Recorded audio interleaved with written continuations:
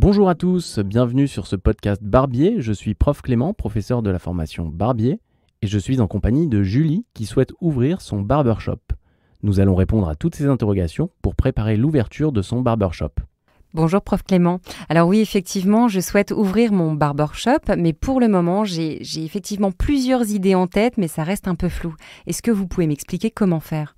Alors tout d'abord, vous devez avoir un CAP pour exercer en qualité de coiffeur, puis effectuer une formation barbier, et vous devez obligatoirement avoir un BP pour ouvrir un barbershop. Ensuite, il faut définir son concept, ce que vous souhaitez faire, du domicile, ouvrir un barbershop, s'orienter vers une franchise, etc. L'image de marque est importante. Qu'allez-vous proposer ? Est-ce que vous souhaitez vous spécialiser dans certaines techniques ? Une fois que tout cela est défini, il faut un fil conducteur. Vous devez créer votre logo, votre décoration, donner une empreinte à votre entreprise, vous démarquer de la concurrence. Tout doit être en adéquation avec votre personnalité, vos envies, la clientèle visée. Vous devrez également définir votre positionnement sur les prix. Pour cela, il faudra prendre en compte vos charges directes qui comprennent les produits, le matériel, le linge et vos charges indirectes qui comprennent l'eau, l'électricité, le téléphone, Internet et l'assurance. Il faudra aussi se renseigner sur les prix pratiqués par la concurrence. Vous pourrez choisir de vous aligner ou alors proposer un concept différent. S'orienter vers des barbershops avec des prix plus attractifs ou sur des barbershops prestige avec un prix plus élevé. Merci, effectivement je comprends mieux ce que je dois préparer maintenant. Et concernant donc le statut juridique de mon entreprise, comment savoir lequel choisir ? Il existe différents statuts juridiques. Il faut savoir choisir celui qui correspond le mieux à votre activité. Voyons ensemble les différentes possibilités. Tout d'abord, il ne faut pas hésiter à se faire accompagner. Pour cela, vous pouvez vous diriger vers la chambre des métiers de votre région. Vous pouvez choisir la micro-entreprise. Beaucoup de personnes s'orientent vers ce statut car il est assez simple d'accès. Il permet d'exercer en salon ou à domicile. Ensuite, il y a l'entreprise individuelle. Il faut remplir une demande d'existence auprès du CFE, Centre de formalité des entreprises. Aucun capital de départ n'est exigé et l'entreprise est confondue avec le patrimoine personnel du créateur. Les banques apprécient peu ce statut à cause des risques financiers qu'il implique. L'entreprise individuelle à responsabilité limitée est une autre option. Votre patrimoine est mieux protégé. Vous pouvez également choisir l'EURL, intéressante à partir du moment où l'activité de l'entreprise se développe. Le ou la gérante fixe sa propre rémunération. Il faut avoir un capital sans minimum imposé, le créateur a la maîtrise de l'entreprise. L'entreprise est contrôlée par un commissaire aux comptes à partir du moment où 2 seuils sur 3 sont atteints. Bilan, chiffre d'affaires, effectif. Les 3 seuils sont bilan, chiffre d'affaires, effectif. Enfin la SASU, Société par action simplifiée unipersonnelle.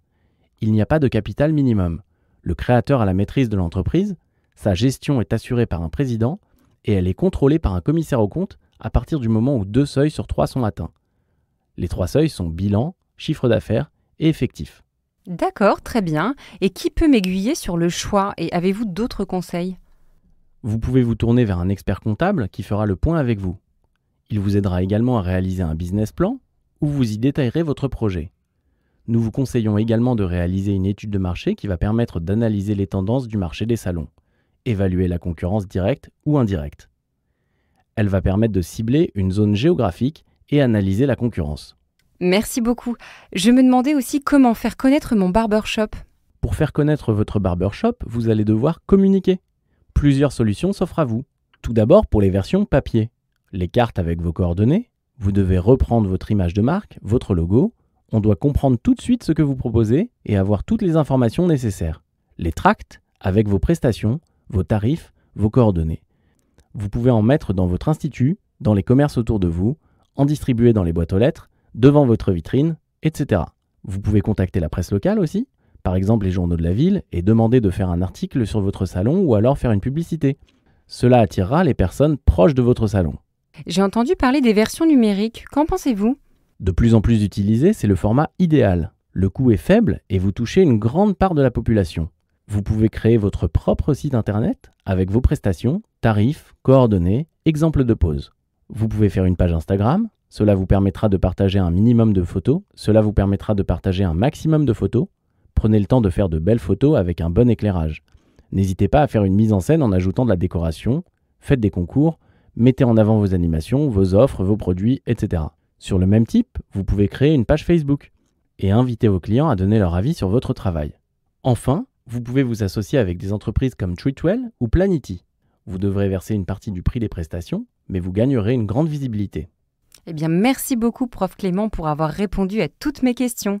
De rien et à bientôt sur la plateforme. À bientôt!